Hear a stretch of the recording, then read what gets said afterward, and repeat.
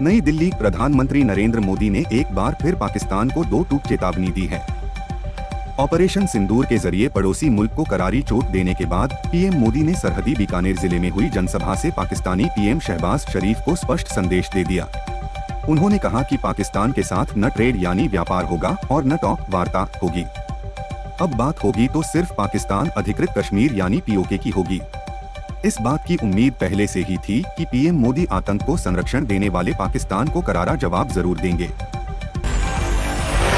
भारतीय विदेश मंत्री एस जयशंकर ने साफ कर दिया है कि भारत और पाकिस्तान ने सीधे बात कर सीज फायर पर सहमति बनाई है।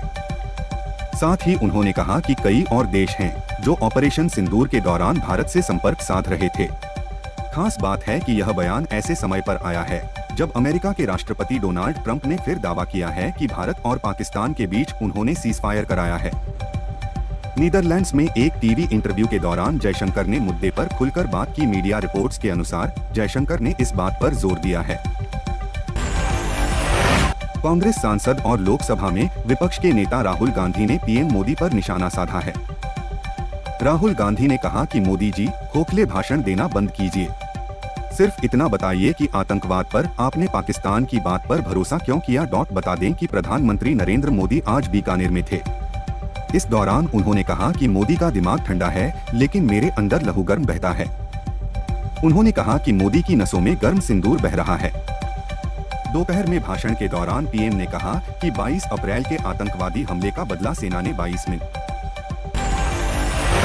जयपुर राजस्थान के देशनोक में करणी माता का मंदिर है। माता करणी को बीकानेर और जोधपुर राजघराने के परिवार अपनी कुलदेवी मानते हैं। इन मंदिर का निर्माण 15वीं शताब्दी में कराया गया था।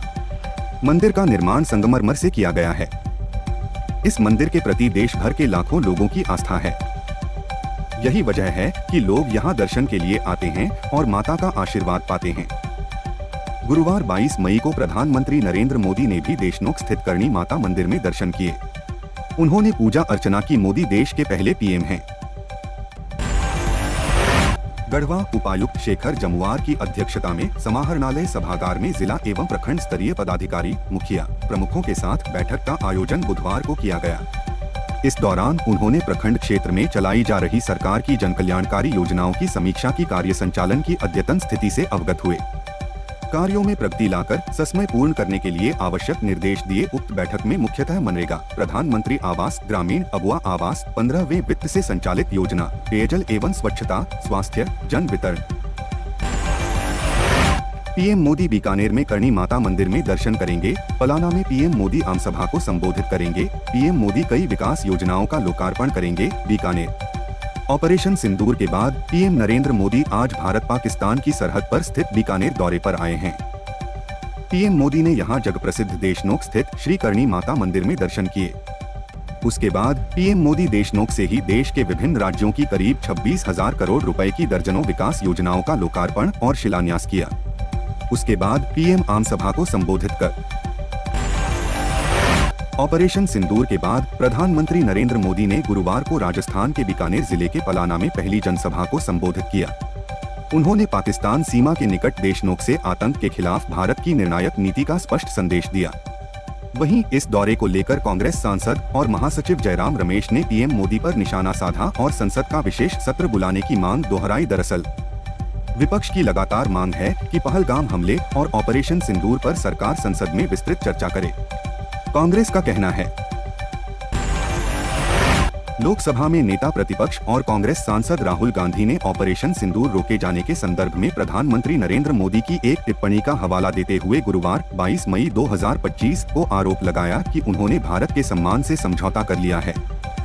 उन्होंने सवाल पूछा कि प्रधानमंत्री ने पाकिस्तान की बात पर भरोसा क्यों किया। कांग्रेस सांसद राहुल गांधी ने प्रधानमंत्री मोदी की ओर से पिछले दिनों दिए गए राष्ट्र के नाम संबोधन के ऑडियो का एक हिस्सा एक्स पर शेयर किया, जिसमें मोदी ने कहा है कि सैन्य अभियान महानिदेशक। कांग्रेस नेता के सुधाकरन ने शशि थरूर का नाम ऑपरेशन सिंदूर और पाकिस्तान प्रायोजित आतंकवाद पर भारत का पक्ष रखने के लिए विदेश दौरे पर जाने वाले नेताओं की कांग्रेसी सूची से बाहर रखने पर सवाल उठाए हैं। उन्होंने इसे थरूर का अपमान बताया है। सुधाकरन का कहना है कि शशि थरूर एक सक्षम नेता और पार्टी के वफादार सदस्य हैं, इसलिए उन्हें इस तरह अलग थलग करना ठीक नहीं है। थरूर को केंद्र सरकार ने पाकिस्तान के खिलाफ भारत का पक्ष रखने के लिए एक प्रतिनिधिमंडल का नेतृत्व करने के लिए आमंत्रित किया था। रेलवे स्टेशनों का पुनर्विकास कर एक तरफ जहां आधुनिक सुविधाएं विकसित कर रहा है, दूसरी तरफ नॉन फेयर रेवेन्यू (NFR) बढ़ाने के लिए स्टेशन पर अधिक से अधिक कॉमर्शियल स्पेस विकसित कर रहा है। वहीं अब राजस्थान रोडवेज भी रेलवे की राह पर चलने की योजना बना रहा है, एक तरफ जहां अधिकांश बस अड्डों को BOT योजना के तहत बनाया जा रहा है, वहीं अब जयपुर के सिंधी कैंप बस अड्डे पर भी कॉमर्शियल गतिविधि बढ़ाने की योजना बना रहा है। इसके लिए बस अड्डे के एक बड़े हिस्से को लीज पर देने की योजना बनाई गई है।